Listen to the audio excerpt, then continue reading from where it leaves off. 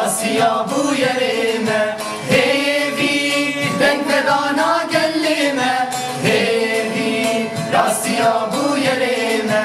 هیوی رادیوش دنگی گلا هیوی صف پنجره بلا هیوی رادیوش دنگی گلا هیوی صف پنجره بلا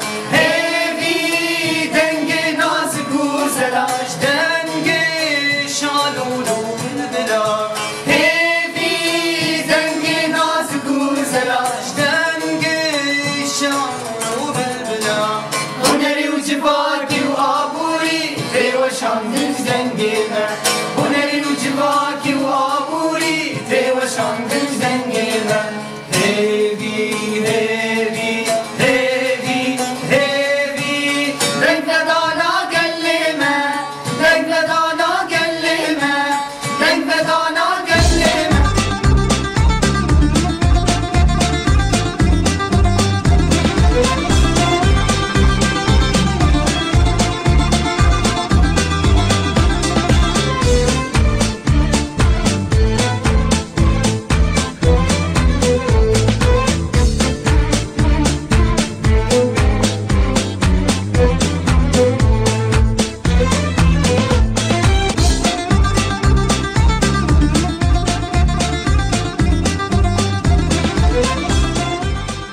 ناوندا وشانا هيفي اف ام والسر بيلاسات نقطة بينج صباح بخير به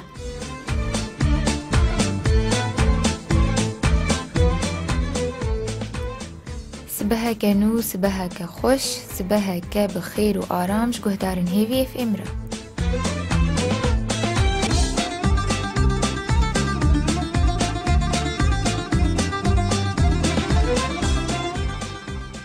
دوباره ریزو سلاف و گهداره هیوی اف ام سپیده گنو سپیده این هیوی اف ام بکشه خانی رنگ رنگ و بمجاره خود تایبت یا ایرو سر 12 آداره سر هلدانا 12 آداره یا کو 10,004 چه بو که کرده ما رابون یک دست بون لدجی ستمی سکینین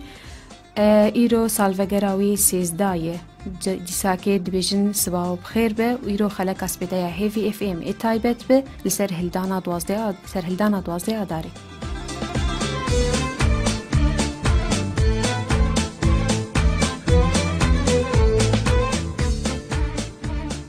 از بوره بم سیوان خلیل و هفکارا من کاچی عثمان و لسر کنترولی هفکاری محسن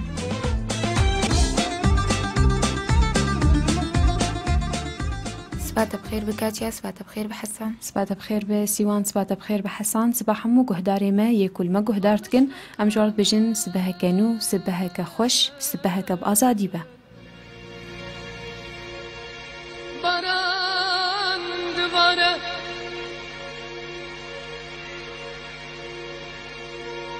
لبهارد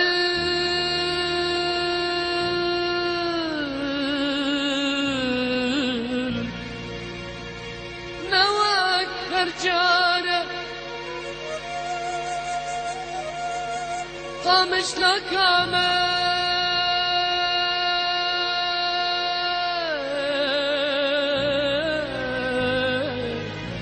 باران باران باران دباره لبهارات نواك هرجانه سيوچن سرگل جباغرا کرد لكن لبا دزان عبارت سيوچن سرگل جباغرا کرد لكن لبا دزان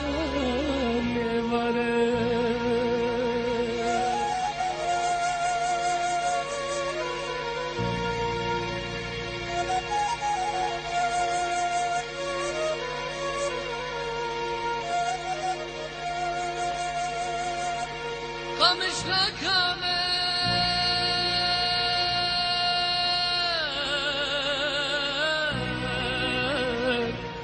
جيال رزي بقول كان جدا بزيد مش فكامل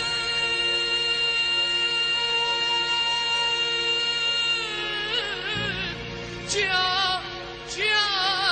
الرزي دارك بقول كان جدا بزيد جناب آقرين ججن ونوروزا بزايا مرني مش كذين خوزي جناب آقرين ججن ونوروزا بزايا مرني مش كذين خوزي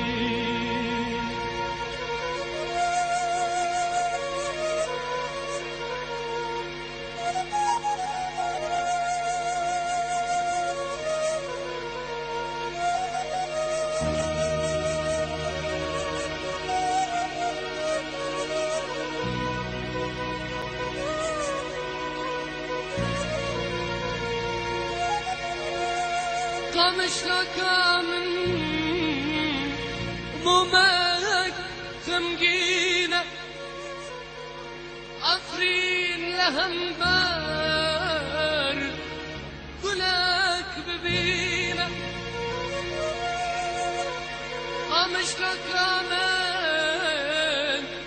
ممك خمقينة أفرين لهنبار كلك ببينة عمود ودرك قهدار ملتاك نامين فيني يزدان دشينة كابانة سركانية درباسية حزك قهدار نامين فيني يزدان دشينة قامش لكامن بران بران دبارة لبهران نواك هرجارة سيوچن صرقل جباغرا كرن لكن لغا لسان عبارة سيوچن صرقل جباغرا كرن لكن لغا لسان عبارة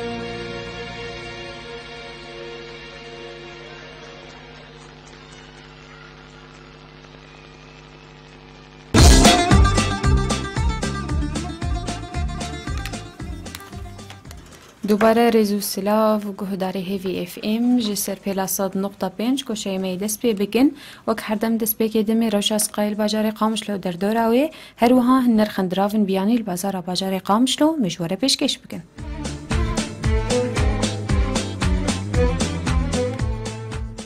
ایرو روژا یک شمی لباجار قامشلو روکه پلیا بلند جگرم بونه بیسته یا نزم نه خردبونا با 10 کیلومتر ساعتی ده.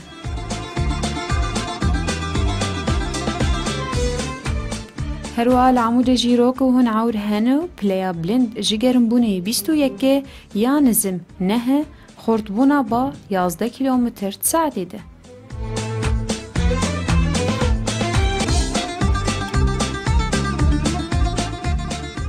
لديرك جي عورة واحتمالية باراني هيو بلايا بلند جي جرمبوني حيج ديه يانزم نها خورتبونا با 11 كيلومتر ساعتي ده.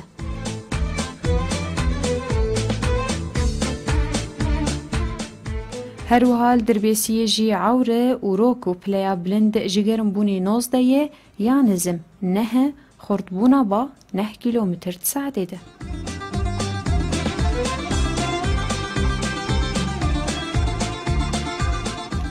داویدل ترپسپیه جی ایرو روک و پلیا بلند جگرم بونه 19 یانزم نه خورد بونا با 10 کیلومتر ساعته ده.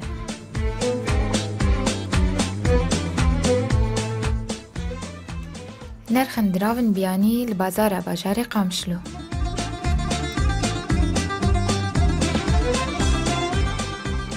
دلار فروتن 543 کرین 540.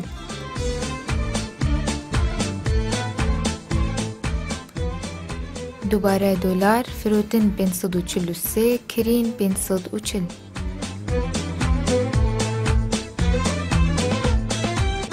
یورو فروتن 579 کرین 573.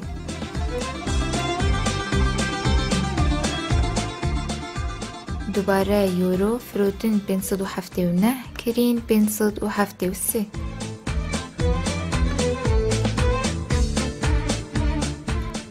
لیره ترکی فروتن 147 کرین 144.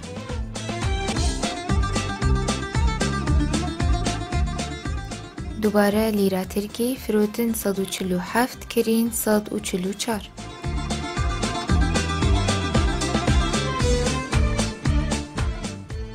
نرخ زیر عیار 21 فروتن 19 و 700 کرین 18 و 700.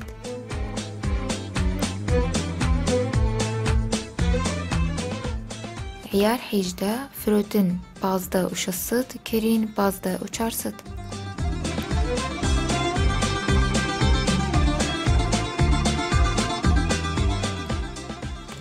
بله گهداری ما کشه میرو شسقای لبازار قامشلو در دوراوی هر وهان نرخن دراون بیانی لبازار بازار قامشلو بداوی بو.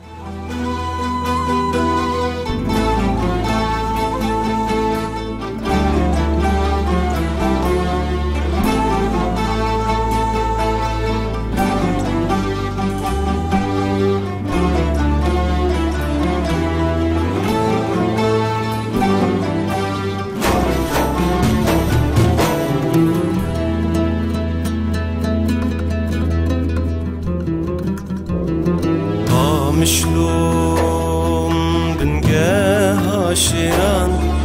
دیلانا کچام دنگی شورش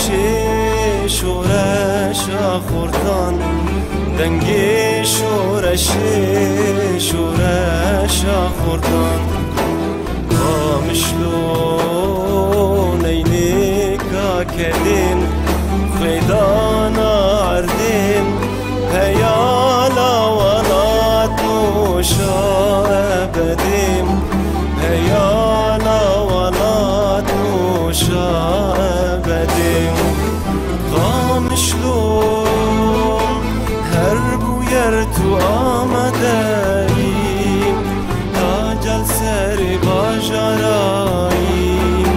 شیرانی ال سر لفاییم هنیز گرمی هر تو دایی هنیز گرمی باو دایی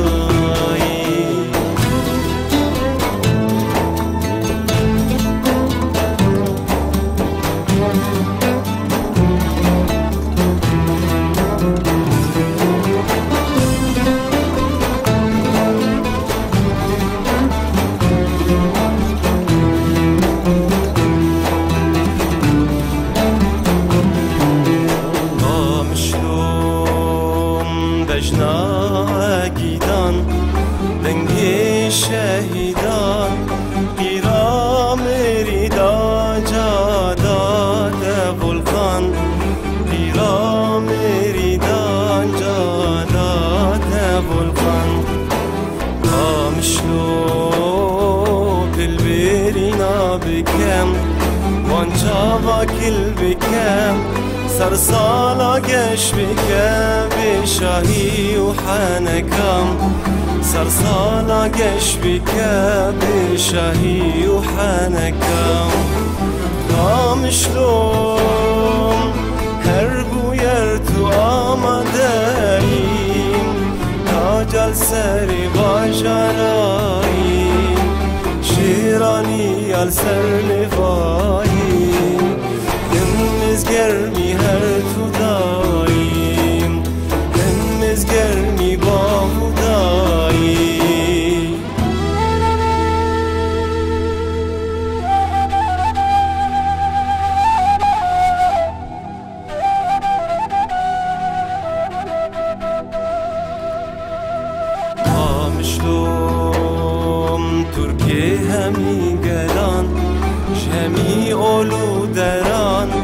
عرب وأسور مسلمان وإزيديان عرب وأسور مسلمان وإزيديان قامشلو كان يا أول دارم خاچو منارم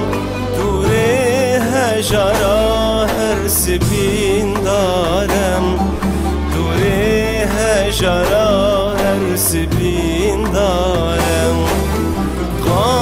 قامشلوم هر بویر تو آمده ایم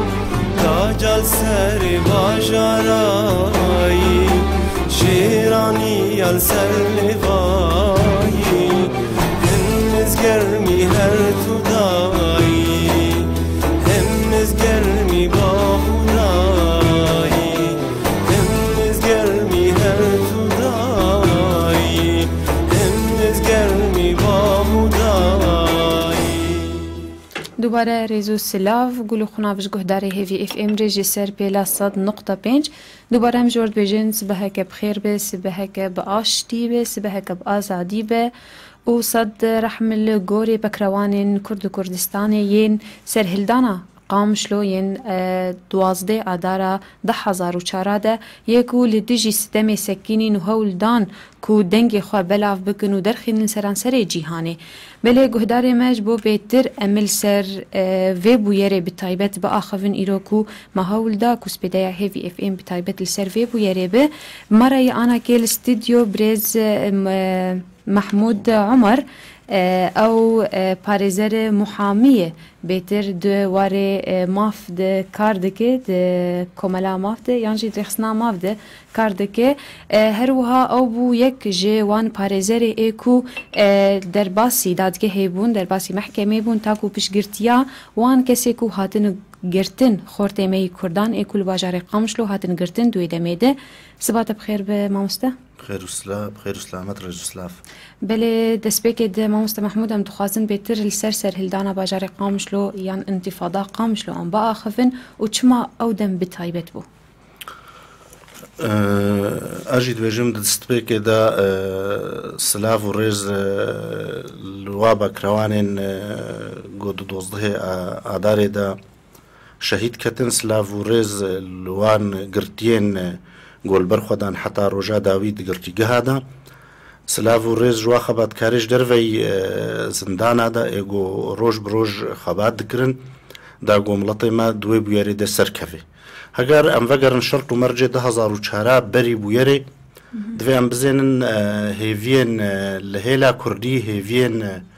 گلکی بلند هەبوون لەسەر ڕەوشا گۆد عێراقێ دەچێ بووی و ئەو سەرکەفتنێن کوردا دە کوردستانە عێراقێدا لە ملێ دیژی دە ئالیێ مڵەتێ عەرەبدا هەنەک هێڤیێوە شکستی بوون ڕەوشەک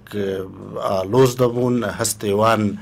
المسي بون لسر بويرين قد هندروي عراقي دا تشيبو تكچونا ريجيما بعث الويدري فينا باندورك خوي باش ليست بويرين دوزده آداري دا مخابن او انجامن وان روشار سياسي قد ويدا ميدابوي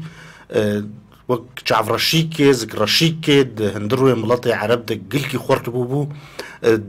همبري ملطي كردا او انجام كنجي دو يازده اداري داد هنگا او هر دو تيبين گوكل باجاري قامشتو ليستن او زكرشي وقوتي هاتا فجراندن هاتا انجام دان اول بويرك دنقبات ده تيباتا بو لي واد خص درياوي بويري را چافشكا چاوين كردا بشكينن هستين كردا بشكينن لي برسفجي لسر في بويري برخدانك بود حميد باج قامشلو دست بكر ود حمي هرمن كرديدا بو سرهلدانك هاتا نافكرن سرهلدانا 12 آذار ال باجار قامشلو و هرمن كردي دري قولي كرد دجين هندروي سوريدا بله مامستا محمود وق قالك اخافتن سرهاتن قوتن قالك لكولينجي دركتن قوتن که سدمک آسرکه بو بلکی گوبری آن هاتو بو پلان کرن جوی شریره گود هندره و ملعبه ده ببه ناکوکید نافبرا کرد و عربا ده کجبر گوتن دما کو ایگ مشجعه فتوه درباس بون دور ده کسوانا نفتشاند او به چک خوی بجن اسپی بون گفر بون کیر بون ناف دسته وادا بون بخور درباز دگرن لی ای کردان تفتیش بو کنه هشتن حتی درسی که جی بخور درباز کن هندره به ملعبه از دبیجم او کسی شوون و کسی جعبار ندگرت گو روشا کردی نخاسم دو کردستان عراقی دب سرکت او بون خودیه وی پلانه خودیه وی ذکرشیه و افکارو بارگر ما بست او جیجیبو دیسا ازی دوباره که ما بست او جیجیبو او هستی بلند لجم کرده و او هیوی و او گشبینا گو لجم کرده چه بوی گود هر چار پارچا دا و کرد جی ایرو پیدا مافی خواستن و گشبینیا لجم کرده بشکینن لی برسفل سرهلدانک بو او سرهلدانک گو هاتا نافکرن سرهلدانا 12 آداری بله ده هروها دگوتن جی کودما ویده میده رادیویا آشامه تغطیت کر او نوچه وینا بلاف دکرن گوتن کو شغب چه بوید نافبرا کسی جمهور ده و سی زاروک ده انجام ده هاتن کشتن دجبر هولو کرد رابون و گریان و بلیدان نافبرا وانا چه بو هنجوانا رویان و دورده کوتن کو پولیس یانش شرطا هات الیکاریه بکبوار تا کو وانا نافجی بکه لی از دبیجم تا چرا دی افراسیاوی نهی خودی پلانه ان خودین وی رامانه حتی بنوچه نراست ای درو دگهان راکاندنه و دخستن وقت رینا گشتی آن بعربی تگوتن رأيك عام أواجو بده صالال دجي كرداد هاتا أجوتن خستن وينا خرد بكن وخلكي تشد استهلاتي تشملطي عرب تشكسين سيفيل بهلن بآلية كردادة برنجكي جلكي دجوار ورشاتي ورن بلي ما مستا جمارا كسين جو بكروان كتن دهندري وملعبي دي تشقاسبو وتشاوا او جمارا راستي توسيق كرن تشاوا عدد ناس كرن دهندروي ملعبي در يازده اداري دا او بس او نوچين جو راديوا سوري بلاكري انو سيزاروك چونه حتى روجا ايروجي او نوچا تكز نبو خويا ديسا ازبيجم رنگك جرانگي قد خستن في بلاني مزن بكن و دجوار بكن و دهندروي هرمن كردي دا وك فتنكا همبري ملطي كرد بكن بله دما پشتیکم کتن 12 آدار دما کوگ سرهلدانا مزن دما کوگ در کتن خورته موقع جمع کوگ در کفن بمشنجی دورد او کسی کوگ هاتن اعتقال کرن و برن فروعه دورد لسر چه اساسی سر چه بنگهی هاتن و اعتقال کرن کوانا ببن فروعه ند زندانا سرکده گرتن دروجه روجا 12 آداره ده هنگام ملت کرد خواست بکروان خوا بجیب که گرتن دست پیکر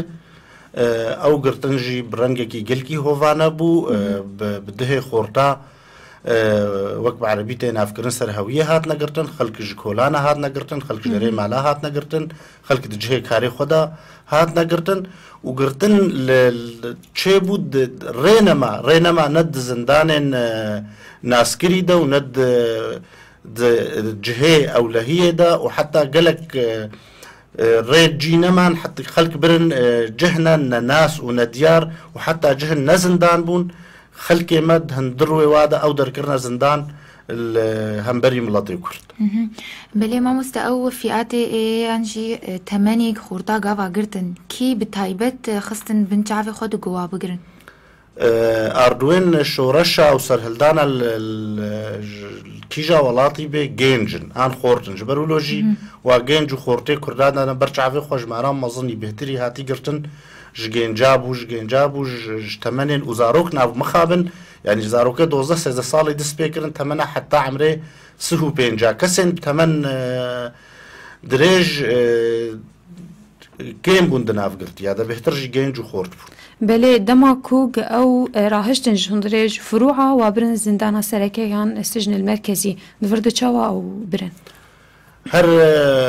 یکی گرتی ام وک پاریزر هر یکی گرتی ام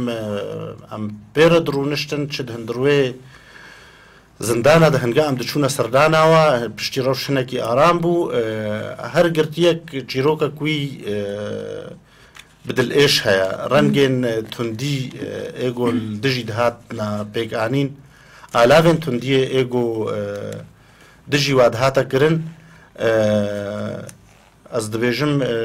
ئیرۆژی یەک دمێنێ ماتمای ئان هەنگایەک بەست کێل چیرۆکێ وا دمەیزێنێ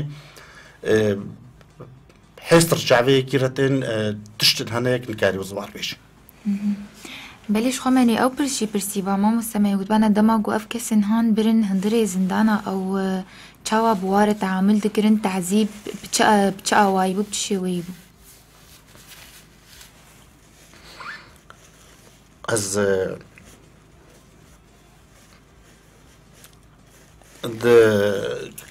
بهتري كسد كارينا جبسن بله ما مستعبو بوريش بركو ما إيش تجي يفكرن اس حسان جل حسان نمهرن سترانكي بچوك مي گهدار بكن دورم ازلي دما ددلده كتيا خويني چاوا بكم قامشلو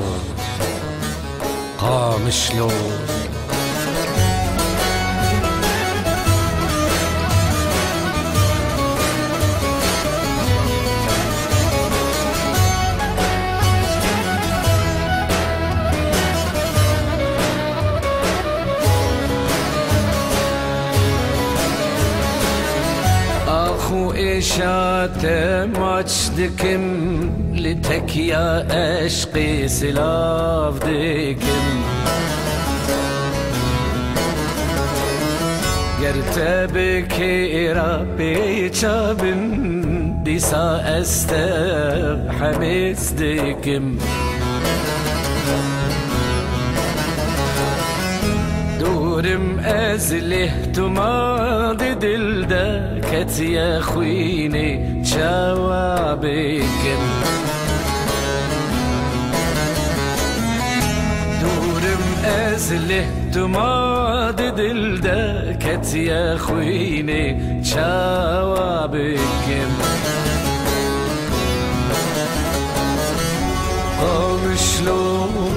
قامشلو أخ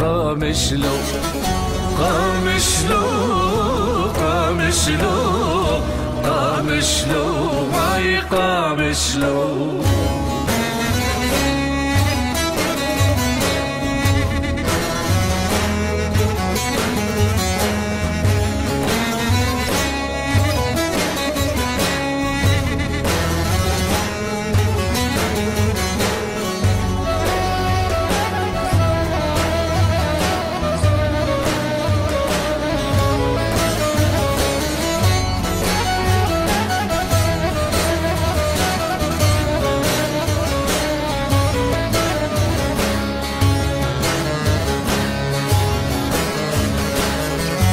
بتكاسر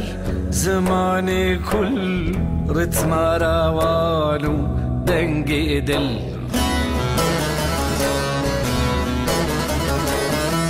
شاهر كسيدنا لي دم زوابو شاف ما نشل شرموك وخلخالوك شخوشواره كرنا كابل شرموك وخلخالوك شخوشواره كرنا كابل قامشلو أخ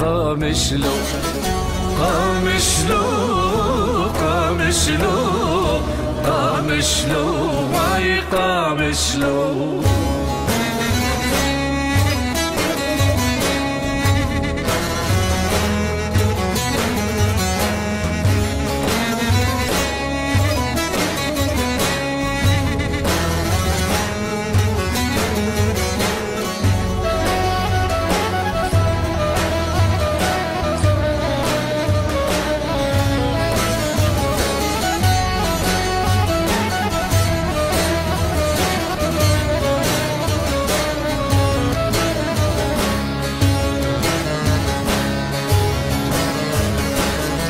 جوت شيرا بركيرن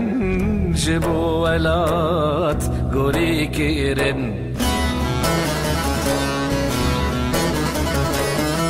طلع عمود وكوباني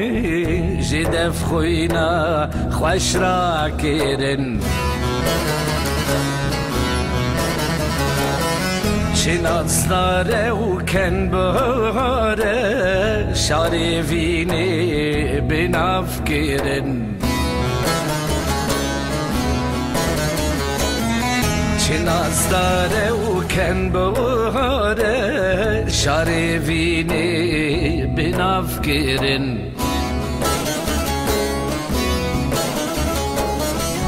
قامشلو قامشلو قامشلو اخ قامشلو قامشلو قامشلو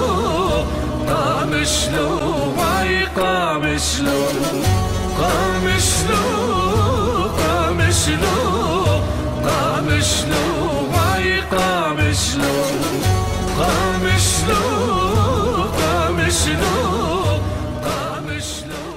دوباره ریز و سلاف و صد رحم الگورا شهید و پکروان قام شلوین سرهلدانا 12 آداره بله امی بردوام بکرن به ماموستا محمود عمر اندام دری خسنا مافده بله ماموستا متخوازن بیر دواره یاسایی ام بیتر بو آخفن دما کو بین کسکی بگرن یعنی جی اعتقال بزمان عربی دورد دهندره یاسایی ده چه مرج هنه تاکو گوالات یعنی جی او پولیس به کسکی اعتقال بکن د روشن آرام ده حتات کاربی کسکی بگیری بخی زندانی ده دوی گله لسرها بیان عربی هم شرط بجن شکوا او گله ریا خودستین دجه رواده دجه دجه زمان عربی هم شرط بجن النيابة العامة او النيابة العامة مذكرة كي درتخي انجي هنگا جرم منظم هبن قضية تحقيقي جي مذكرة كي درتخي كسين اي جير ام دبيجن بوليس شرطه او نا تينا تكليف كرن علمتي وي كسي دكن ان دچن جير دبيجن قلها كل سرتها دفي ام تببن افرن جرانجيا سايه جگر دنيرا لي مخامر روشا سوريد زيداي چل سالي د روشك اوارت هذا بورد او روشا اوارتا ماف دابونا هر كسكي او هيزن اولهيه دا بوليس دا ماف دابونا وا خلكي بگرن خلكي بگرن شكولانا بگرن جمالا بگرن نيفي شفي بگرن بري صبحي بگرن حتى دم هيا بري صبحها بري حفتي صبحي حتى هشتي ايفاري افدم هياش دمات هري بيجي علمتي كسكي بكي وتمن بيجي دا تمن بكيمي حجده اف كسي هار جدابونك هيا دقرتنا وادا كسين بچوچك علمتي ديو باويواتي كرن بديو باوي وارد ديو باوي وارد چن جهين قولي هاتنا خستن جهي قرتنا واد في جدابش جهي قرتنا مزنا جهي قرتنا واد جهي تي جهي وآفات كي نجهي قنه باريه كسين بچوچ كرا مخابن دوزده آداري هات وان كسين شوفيني اوي قدين راماني شوفين جوان ياساي اورتا ايقود هاتنا اجوتن هندروي دا سلاتا سوري دا قلقي سودا قرتن بهوانا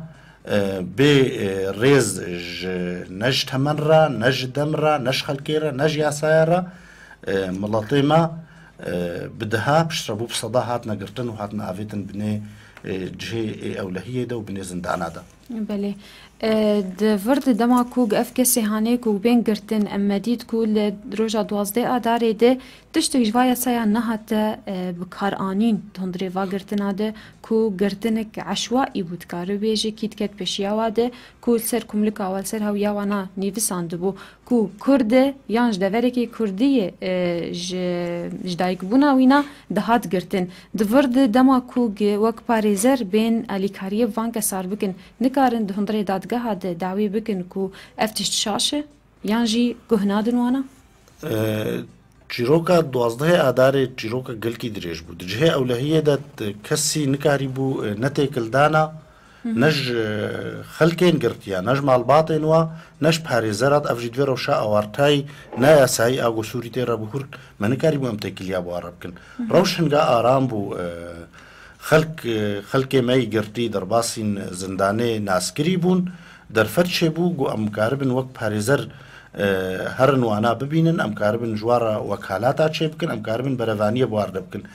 بەرەوانیت بەروا دەبکەن یا ڕقم یەک ژمارەک بەرەوانیا مەدەم مەدگۆت ڕەنگەی گرتنا ڤ ڕەنگێک نەیاساییە هەنگا ڕەنگەی گرتنێ نەیاسایی بێماناخوا تشتێ دپەیڕە تێ سەغ نەیاساییە بەێ مامۆستا وەک دەستپێکی داخوایانی گرن تە گۆژمارک باش زندانە هاتە داگرتن کەسن گرتی گەلو دانوستاندناوا بگرتیار چاوا بوو و ماگەلو دانوستاندنا بتەمەنین بچوو کرد وەک کەسن مەزم بوو نا پشتی گرتیژ جهێن ئەو لە هەیە و دەرباسی هەندروێ زندانە بوون کەسێ تەمەن بچووچکژی هاتنە هەندروێ گوتی قسامێن زندانێ ئێگۆ ژ بچووچکارە و دۆزێن وا هاتنە جداکردنش دۆزێ ئێمەزنڕە ژبەرولۆژی گروپەک هەبوو پارێزەرە لپەی دۆزێن ئێ تەمەن بچووچک و بەرەوانیت بەروادا دکرد چە هەندروێ حەسەکێ دەبێ ئان حەلەبێ بێ ئان شامێ بێ بله دەگوت گول حەلەبی و شامێ ئەو کەسێک کول باژارێ قامشلۆ هاتن گرتن ئەو هلدان زندانی شامێ و حەلەبێ ژێقێ کەسێن زندانێ هەموو گرتیە دوازدهێ ئادارێت پشتی سێ چار مەهاژ ji bûyerê li ser hildanê girtiyê me hemû hatine piştî gelek hatine berdan jî em zanibin mersûmek do efwê derketin edwê mersûmê efwê de gelek girtiyê me hatine girtin girtiyê me mane girtî di dawî de hindirwê hepsa piştî hepsa sidnaya çûne hepsa edra û mehkema ewlehî a dewletê a bilind an a gojêr hata binavkirin mehkemet emn dewle li Şamê girtiyê me mane girtî di hepsa edra de ê got hatine pêşiya dadgeha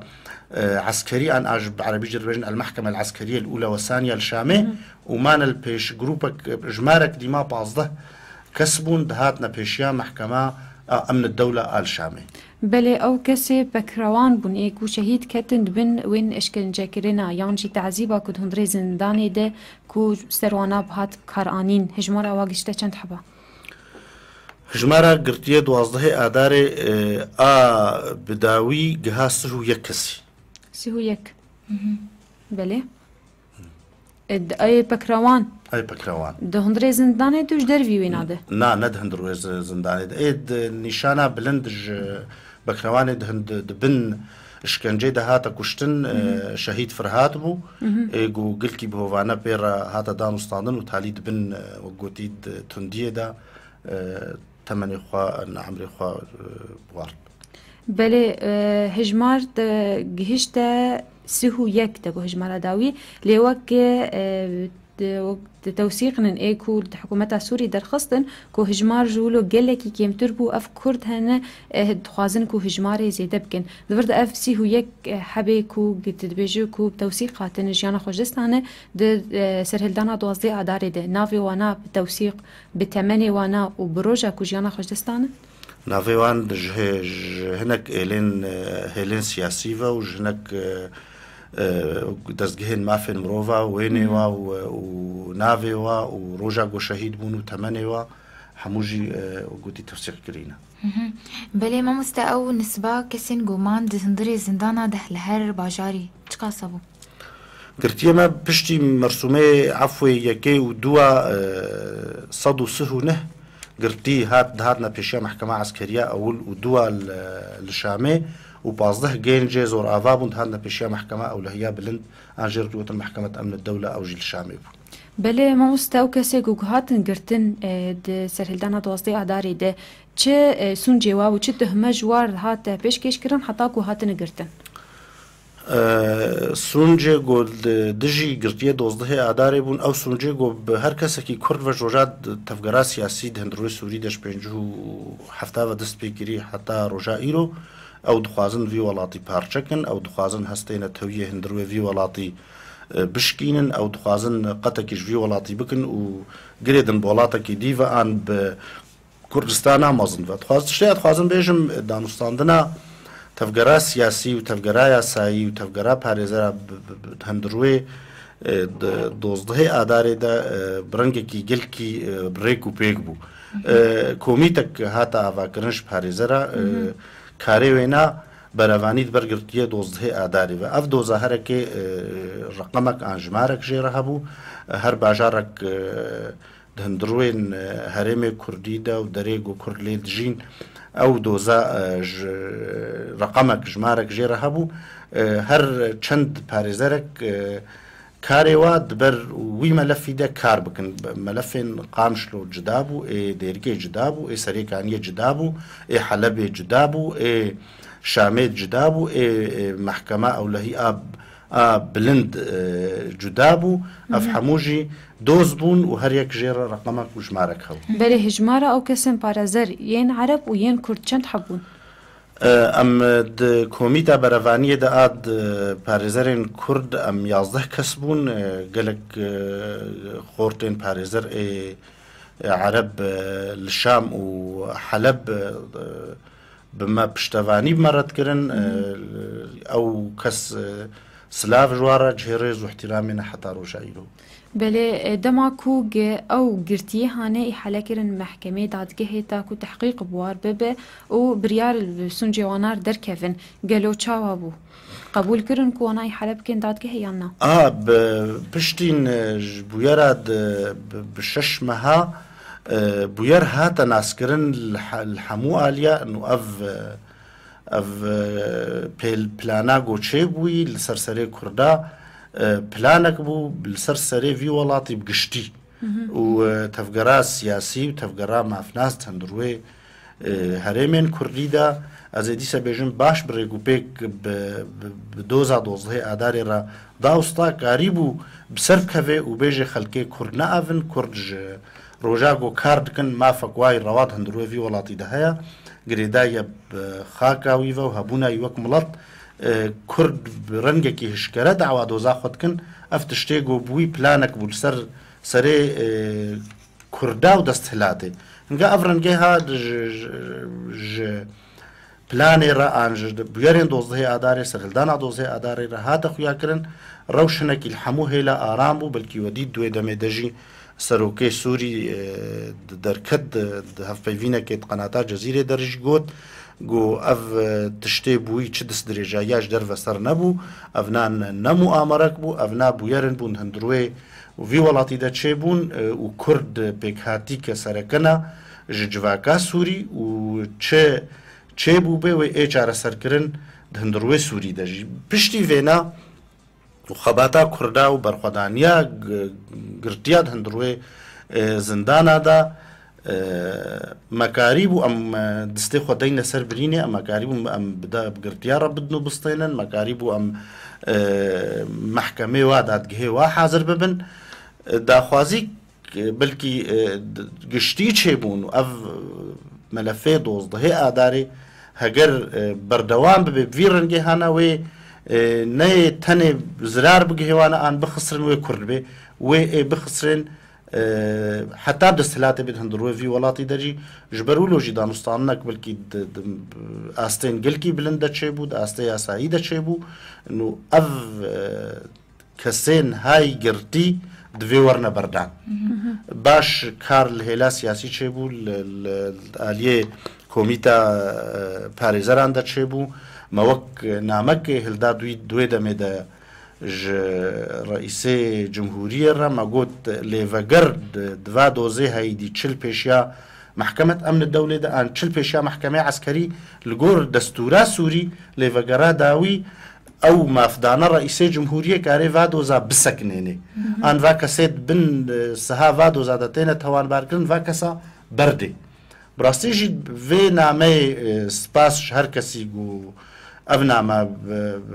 پیکانی او نامه گهاندجی و نامه جهه خوگرد پشتی اف نامه گها جهگو مدخست بریارک سروکی سوری درکت هنگی بشار الاسد بتخمینه من سهو یکی مهاسیه 2005 اف کسین گرتی دبن سها وادو زادا ایگود هاتنا گرتیه دوزده آداری دوی بتوایی زندانا درکفن و آزاد وگرن مالی خو. يعني من فيديك كارم بيجن تقاسي ما عند زنداني ده. گرتیه مای همد جیازده همها حتی سالک معنا گرتید هندروی زندانات. بله او دادگه ایکو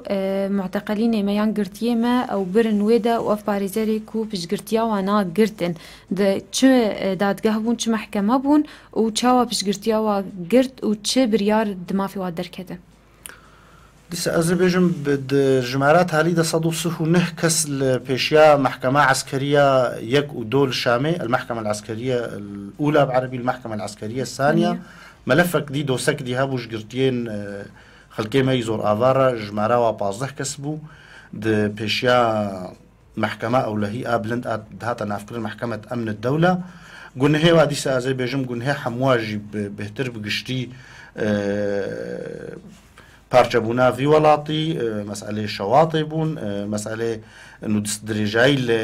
دەستگەهێن دەوڵەتی هاتنەکردن دخوازن پارچەکیژوی وڵاتی بکەن و وڵاتێکی دیڤان ئەوە نافتکردن و کوردستان الكبرى طبعا دۆزەیان کەسێ تەمەن بچووچک هەبوو لە هەندڕۆی باژارەی حەسەکەی لە محکەمە وەگوتی تەمەن بچووچک ئەحداسە ئەوژی هەبوو مەلەفەک دۆزەک حەلەبێ جدا هەبوو ئەو نقرتين دوزده آدار ديركت بون بله لسر بويرين آدار ولو هناك پفچون شي بون او جهات بگریدان بدوزده آداره و حتی بواکسا اما وک پاريزر ما دوزكر نو افكس شي قرتيه دوزده آداره ندوي او جي ورنا بردان دبن سهاوي بريارا قدر كتيدة حتى بواكسان هاتنا بردان ما چه ما في سيفيل أن الأواجر تيجوتن الحقوق المدنية بشتي ويبيري طبعا الحقوق المدنية دولة تجي دهندروي ياسين كيجا ولاتي ده من أو مان خدي دا خازا وحقوق الهلا دي كسيجر تيجي مان دبي رشقرا دوز أفاكرن إيجو خست فجري كاري خوان إيجو هناك ما في وين سيفيل هاتبنا خوارن دوز جوار هاتنا أفاكرن باش واكساجي أو ما في والو أفاكرها. بله مامست محمود بريكم داوي بكن استخازم برسك اشتا بكن بيزان برسك بإيش جي لدماكو قد وك باريزر تبوان قرت ياردرود نشت هلبت جيروكن تايبت بواف هبو جي جيروكن بين بيراتا تقاربه أو إيشا وقود هندري واناده تانا كيبشكي بكينما از دبیجم پشتی وقع اشکنجه و رنگت هندیه دیسه از دبیجم گو از یک نکارید ایرو دراغ هندنه ده اند هف پیوینه که ده حتی روژا ایروژی یک لسر رونه بس از دبیجم گرتیه ما بلکین تمنه و بچوچک بو گلک جوانان نکسیم مجول بون هجمارا کسین گو بسیاست مجول دبون گیم بون دناوانا ده لولوجی هسته کردایتی ده هندروی زندانه ده گلکی لجموع خورد بو لهجي قوتناوا غما قرتناما ودريجبونا قرتناما نخون دهندروي زنداني دا بوبونا كسن تيكو شر دهندروي زنداني دا دقو هاقر مافي ملطيما وهاقر جارس نوسا ملطيما بقريداي بقرتناوا ماذا برأم دقرتي قهادا بمينن افنا يكج انجامن هري باش بو هر قرتيك چيروكا كويها بو هر قرتيك انقاد بيرد رونشتي ايشا كويها بو رنگه تندیه يقول دجي و نمازد دستبيك ده جهه اولهيه ده رنگه قلقي دجوار بو از تخوازم وك نمونه بيجم زاروكك يك قرتي جمرد بيجيت بي زاروكك 13 سالي مرة قرتيها بو قلقي دخوص شندروي زنداني دركه هري دستوروي خوب شوي هري آفاكي وخوي هري ما فكي خود بيك بيني دبيجي دقري گومجر گوت چمات دگری گولا از نویرم انا هر یکی دوزات تشتکی تکیت خوازه درکوی لیدخن بدستا بلنگا بکرباجا لیدخن حتی وید بنور و تینن او کرک دبیجه از افیگرتی دبیجه از گلکی لسر روشاوی عاجز بوم گورابو مل دریه دا زندان خست گو مباکره کسیش درفا ایگو گومجر گوت افزارو گلکی روشاوي نباشت خوازي هر بين فرهاي كي بدي خوا گو کی جانا گو بدنا واگوت نه گو از دبیجم از خوازم دوزاوی لکورکی بگهن میده بیره المتخستن نو چما او نابیجه چما تدبیجه گم گو زاروکا نویره ترسیایا گو رابوش زاروک را گوتن ما برات تخوازه هر گو زارو گو نا گو گوتنا من بسروی ده تضرواجی المتکه دبی از در خستم لیدان گلکی پیچ و دجوار و نباش و بالمكرن حتى أجهشي خوشهم بشتي از وگراندم زندان هشيم هاتا سريمن گو مجيرا قوت تشما ولو كر گو جمر قوت از ترسيام جليداني اللي من ببورا تجبر من أفقاس أفجيروكك بشوشك بوشيروكن دي هنا معنا وقوتي نمونا هري مظن شهيدونا نمر فرهاد دبن اشكنجيدا أف نمونك بلكي يا فيزا روكي نمونك بشوشك يا هري رنجي خوي دجوارستا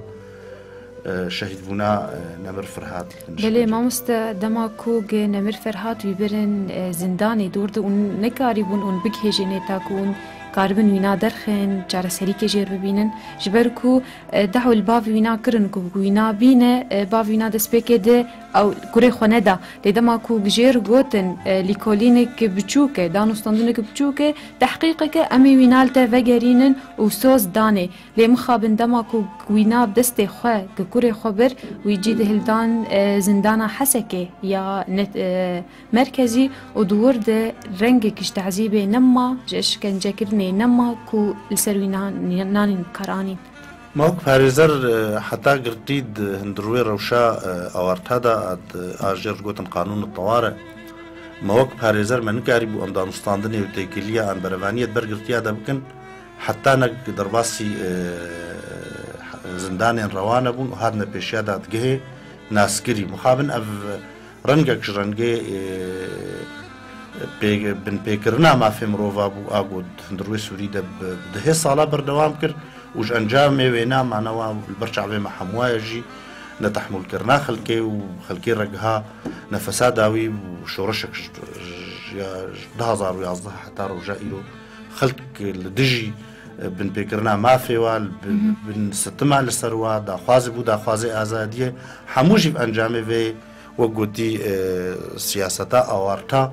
آد هندروي سوري دا بنسها دستهلاتك دكتاتورية هاد آجوتن بله فرهاد یانجی باوی نسرین او کچاوینی بتنه بو آب بچوک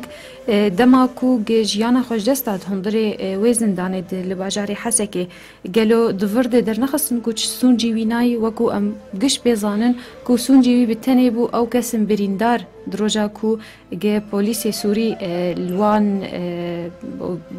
بومبا لوان رشاندن به چک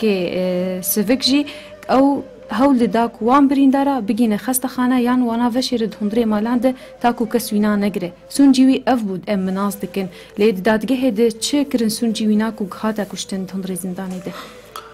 الجم دستلاتك نروا بس هاي ساين اورتدا كاري خود كي احساني الجم نجا كاربي تشتين نراستي بنجنينه وش خلكي ربيجي تشج خلكي قرتي ربي تشجرا هاندني ربي يعني ما اوي بيجي فرهات بريندار دبرن اوي بيجي فرهات كفرت عفتنا دزجهما اوي بيجي فرهات شواط كر اوي بيجي فرهات ستيفيد فطني دبو اوي بيجي فرهات جيش تحت دان جو خرابونيت هندروي كولانا دبكي وي بيجي ما اوي بيجي فرهات بن شكنجيده شو بيجي فرهات نخوش بو فرهات والله ضغطاوي بلند بو فرهات والله شكر بيرو بولو بو مامست محمود جبر كوتن كو تختار الشرعي آنين هروها مفتي حسكي وعلماء على أساس سكني بون كوتن كو تختار الشرعي جبابي وينار دبيجي كو سكري بكري ضربو جبر ولو جانا خوش دستاي أديسا أزربيجم يا هري حسان الجم دستلاتك فيرن كارت كيد هندروي ولاطك كده شخو میجید خواست از وی بیجم ما مستدما گو کسک دزندانی واده بکروان دکتن وان چاوا جمال باتی وارد گوتن یانجی وقت بیج علم ددان کسن پاریزر و بچرنگید گوتن و بکروان کتیه دستلاتك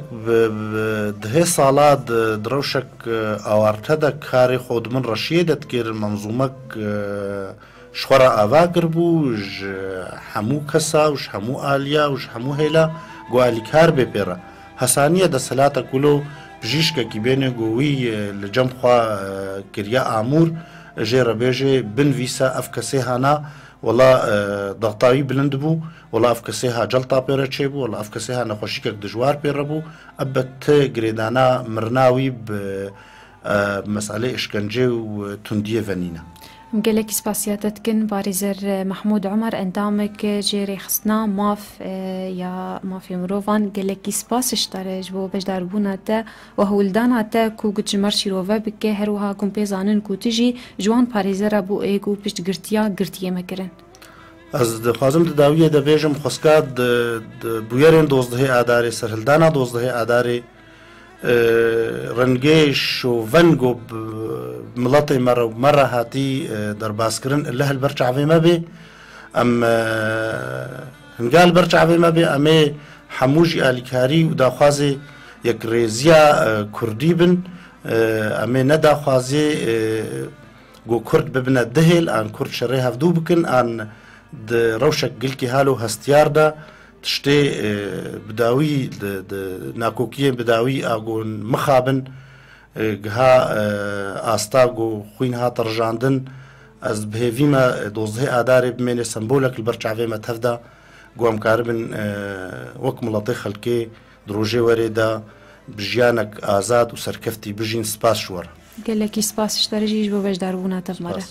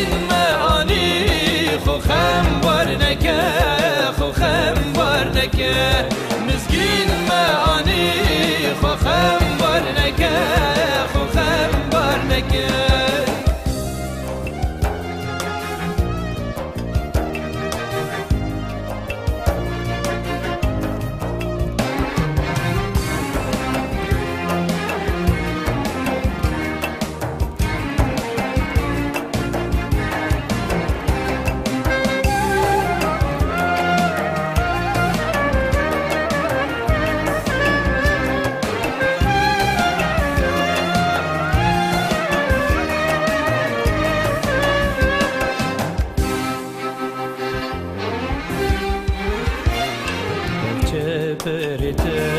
باغچه گلانه لدور گورته شاهی و دیلانه چپرته باغچه گلانه لدور گورته شاهی و دیلانه قیزو خورتنته لهب جویانه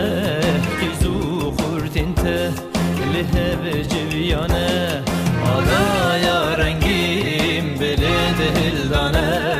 بلد هلدانه آلا یا رنگیم بلد هلدانه بلد هلدانه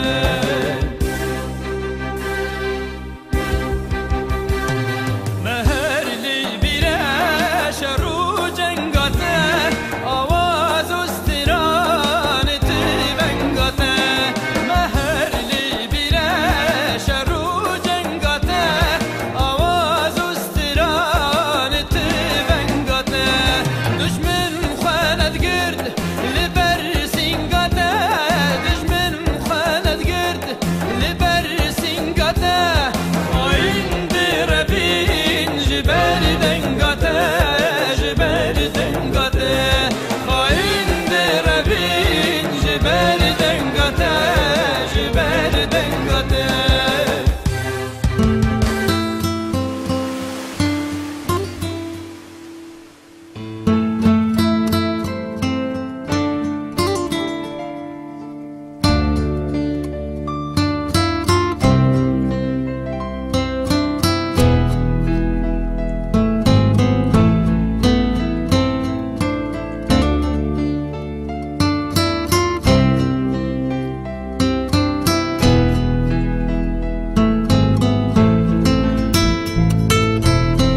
دنگی خونه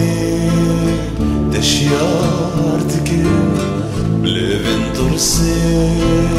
تماش دکن سینگا آگر دنبیز دکن قامشلو دل برامه سینگا آگر دنبیز دکن قامشلو دل برامه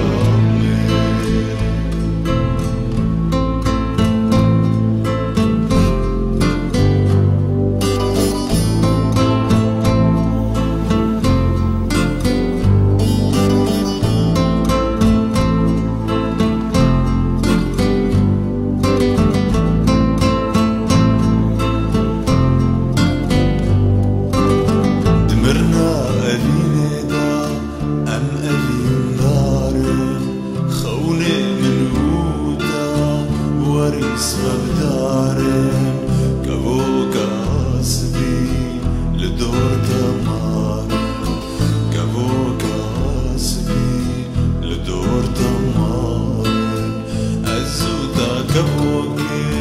بدرمش أخت معنا شب مطار يا ودريا تالانا قيكا مشكستيا وقراه ضانا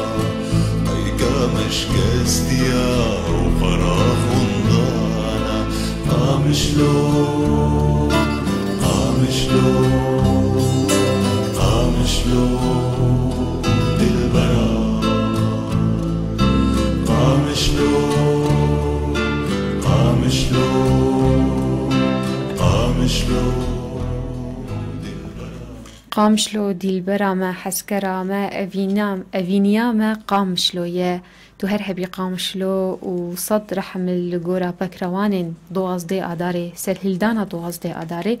بله گهداری ما سپیدیا هیفی اف ام بوار بردوام بب آوائی کی زندی تا ساعت 11 و پشبر کامجی ایرو تایبت لسر سرهلدانا دوازده آداریه بله لیبری ام پرسا خو بیجن پرسا خوی دومی دوباره بکن یا شمیه و تیا پندکی بو کوزک نیشه دو نابیجه گلو چو تیا وی پنده یانجی کنگی تی گوتن او پرسامه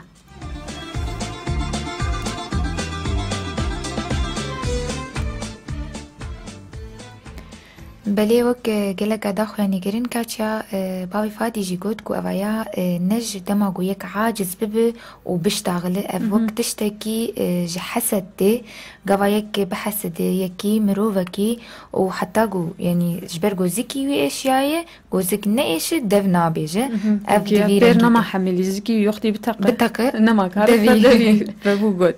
بلي مسباسي حركسي كو دو هول داكو بجداري مبتاكو برسفي بيشكيشي مبكي بلي وكو دسبيكيت مداخو يعني كرين إيروس بدايا حي في FM بتايبت لسر سر هلدانا قامشلو سر هلدانا دوازدي آداريه يا 1004 بلي برسامجي إيروي جريداي ويبه هروها برسف هات گوتن كو باريزر ماموستا محمود عمر برسف جمر پیشکش کر امی پرسکیش گوتنی وینا می بکن كو دادگاه لشكري يا يكي ويا دوا ينجي المحكمة العسكرية الأولى والثانية للشامي في دمشق هجمارك جي كسن قرتي اي دوازدي آداري هاتن محكمة كرن الويدة كو ملفاتي والورفة بو قالوا هجمارها وا چند حبو جبو جي ام هسان بكن ام سي برسفا بدن قالوا صدو سيهو حفت بون يان صدو سيهو حشت بون يان جي صدو سيهو نه كسبون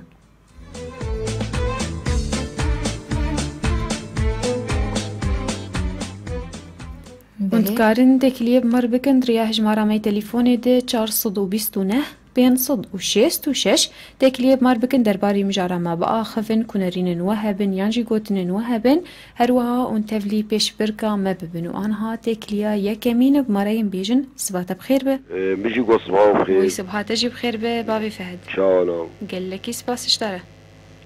يرو جوية شاو جوية باشا عورة روكة وعورة اللي قرنبون هي أزرازاب وملا والله صح النوم لك درجة قرمت خاصة نوزدي باش بلي يعني نبي خساري باش بلي تشاي باي فات والله الحمد لله تصاوي بلي كرم بك سروي موضوعات بلي أما يقولوا تدخلات مدبات تشتغلين بس أما تشتاق وتي بيرامة وصالي جنبوكو زافابون تالي 2003 كم زوجين بلي شهر جابري 2004 مثلا فجام ويرو جدا عمل قندام عزوم بون عم صبيت شون بلي ودويرو جدا عم فقران فقران مفرقي معشوقي بدي جارة يقولوا خورتنا دور ساعات دو أضرب وسيق وأضرب بلي بالويدري يحس كرقو والله ففتشونك القامش لو تشيبو هالو ودور دارهم فجا بوي شرطي عمل تربس بيجي معزوم الملاخ وامه شتي بيرام عم تشونا ويدري عم ششرو جمانا عاصي بلي زاد شما رياصي كرن مششرو جمانا عاصي دويدا هبالك يمرا اشتغلي قولا فلان كساتي كوشتندي كش حرام مو بلي ورده اذا بيشترم هاتر بيشتي ششرو جا ام هاتن اذا نوكاس شما عزاواناكي اري والله ابتي بيرامه بلي اري بخدي صد رحم القرى وابه بلي بلي بابي فهد برسا بيش بركا متى ناسكر ده قوتني ماموستا محمود عمر ده برسف قوت وينا كود دادقها لشكري محكمة عسكرية أولو آد دوا للشامي چند هجمارا كسي قرتيه اي سرهلدانا دوازي آداري ايكو هاتن محكمة كرن الويدة ايكو ملفاتي وانا هاتن بكرن خدي وقتا قوت اسنلبر مبراسي بلي فاسي اختيارات مدانينة صدوسيه حفت بون يان صدوسيه حشت بون يان صدوسيه نهبون يا ابو برس صدوسيه نهبون صدوسيه نه امي برسفاتا بشكش بكن جاكا وكبري مراس برو وكبري وادو تراس دافيتها دولو بري براسني بري راس بو برسفاتا يا مني راس ترجي كربانا زاني مني قلت با مني قلت با معلومه مثلا قلت لي وسر منيشي ونبا موضوع انا بكن مني قلت با قال لك سباش بو باش داربونا بابي فهد من الدنا واخا لما قلت شهر موضوع سربيتي انا قلت مثلا شد يعني قالك موضوع سربي اشتغلت انا قلت بلي هلبت قال لك سباش بو باش داربونا تو تكليات بمرت من الدنا واخير وخشيده بله براستيسي عن دوی دمیجی ده ریب تواهی هاتن گرتن هر وها مطرسی گلکی هبو کو هن جوانا دما کو جنازه و پکروانا درخستن دروجا 12 آدار ده کو گهاتن الپیشیا و سکینی و هجومی وانا کرن هن کسن هولدان کو برافن خوتیخن مالاد تا کو خوشیرن تا کو نین گرتن بشتی کو وگریان مال خوشی مترسیدی ساکل دور وانا هبو کو هن کا وانا دیته بیانجی وینه یواک شاند به بله انا سر 429 566 تكلي كتب مريا صباح بخير. صباح بخير دلكي. صباح تجي بخير فيليال. والله وان شاء الله. باشن سباس تشاوية. والله باش معنا ابو فهد زورامبر. نه. سلامي مجيرة. سر تشافا. وجوارا جي. قليكي سباس فيليال. بلي كرم بك. كرم دار بي وبعم جبين ام رحمة واتينن وسترساغي جمال باطي وارات وادن ان شاء الله هفتش تو تكرار ببي. ان شاء الله. ابنا اول جارين يا حسكين قاشي ويا قال لك بورتيبونا متوازن هو ابتش تكرار ببن ان شاء الله يا رب. بلي تبرسل ناسكر والله كابيش كرم عفوا بله چند گرتی اکو هرتن درخستن یان جهات المحكمة كرن دادگاه لشکری دد محكمة عسكري دا آول و آدوال شامي صدوسي هو حفتبون يان صدوسي هو حيشتبون يان صدوسي هو نهبون بلا يا تعليم لأنه جماري كردين زانم بلا يا تعليم صدوسي ونه قالكي سباس لابي من قالكي جورا ويسر تعباس لابيتا أم قوة ديسان كروشكي كرم كنجمة ان شاء الله. سباس اشتري ان شاء الله. لابي مجورا قالكي سباس اشتري فريال جو باش داربونا توتي كليات بمره تميندنا بخير وخوشيده براستي كاتشا وكانا جي مع مستر محمود داخو يعني قرن قلك بويرن ديجي غمجين تشي بود قامش لوده اجبلي جو خلق هاتن اشكنجا قرن خلق هاتن قرتن قلك التعداري جهشتا بازارا قامش لو قلك خلق آسيمان